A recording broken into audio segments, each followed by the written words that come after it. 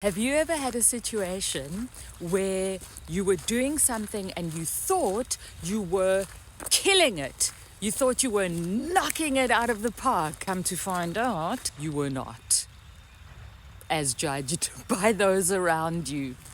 Okay. This happened when I was about 12 years old and I was in the school choir and I wasn't invested in it in any way. It was like, I guess I had to do an extramural or whatever. So I did that, an extramural activity. So I did choir.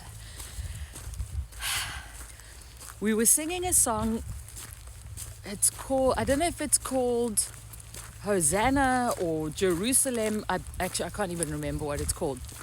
But it's like, lift up your voice and sing Hosanna in the horn. And then it's got this like hella note that belts out. I had a few rows of kids in front of me, so I must have been somewhere near the back, as was my wont in the days of school.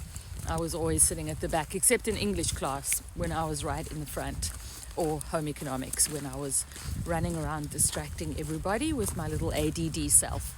Anyway, so I'm at the back. We're about to launch into this big note.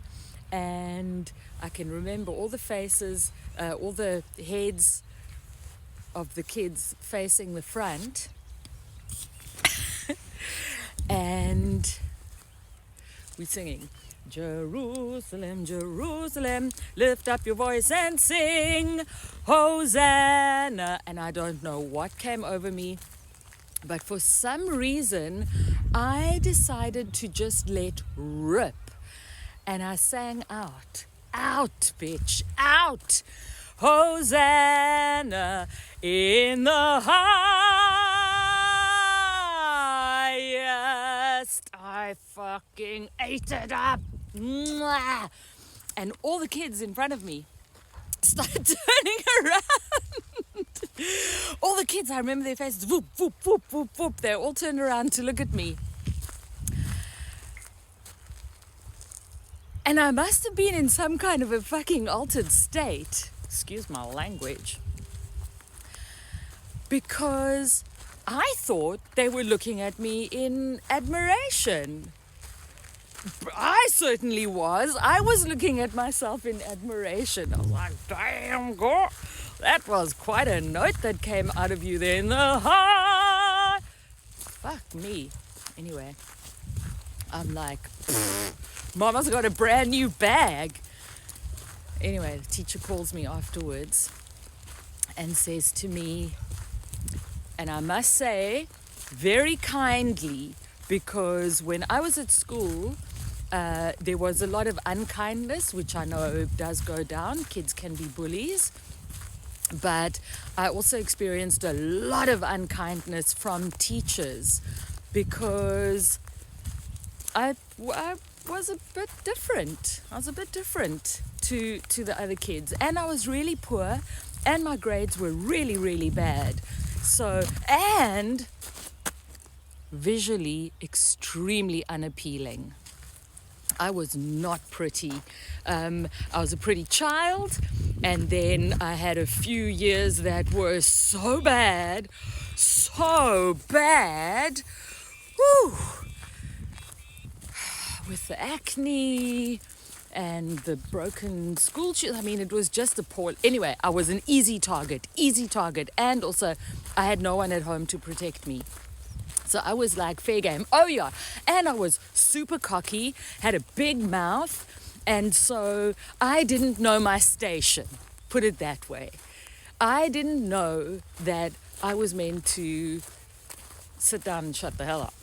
Okay? I didn't know that. Anyway, but this teacher was very kind. I had teachers saying to me, oh my God.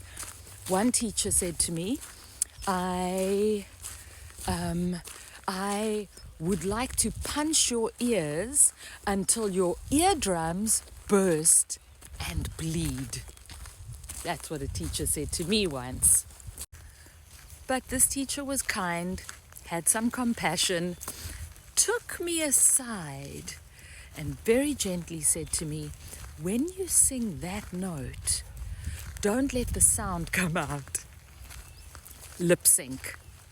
Lip sync for your life, child, is what the teacher was saying. And that was the second time in my life. And you can see the other story, I posted it yesterday. But again, I pose the question, why do I remember that so clearly? And yet, it did not prevent me. Because let me tell you, 2 weeks ago, I was belting on the stage. I belted on stage for decades after that. I've done loads of stuff where I have been terrified. What is the lesson? What is the lesson? Why does somebody who has been point blank told to their face by numerous faces and the voice of authority, but you know what? I've never listened to authority. That's the thing. So thankfully he was gentle, and thankfully he didn't do it publicly. I've humiliated myself in public many times. Last year, November, I had a big one. But that's what happens when you take a chance and you put yourself out there. I misspoke. That's what can happen, but by no means what always does happen. And that's what I'm doing now. Once again, I am courting public humiliation by setting myself this challenge of 60 videos in 60 days. That's it. You know what the wonderful thing is that this challenge ends the day before my birthday. So, yeah, milestones. Yeah. It's not up to anybody else to give you permission. And you know what? Nobody's going to give you permission. Nobody's going to give you permission. You know how people give you permission? By doing it themselves. The things you want to do, there are people doing it. They've modeled it for you. And they've done it in the face of their own fear, of their own insecurity, of their own lack of confidence in certain areas. And that's why I'm doing this 60 videos in 60 days challenge. Hey, you don't often see somebody else on this road. You don't often have company on this road. Morning! Nobody is going to give you the permission you need, because the permission you need is based on a confidence that you don't have until you start doing it. That is what confidence is.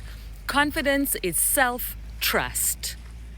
You know you can do it because you've done it before.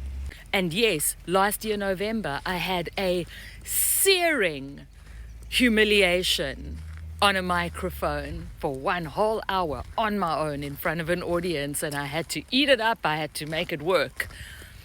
But it didn't stop me, because I had the confidence of decades of being on stage behind me. And that's what confidence is. It's not lack of fear.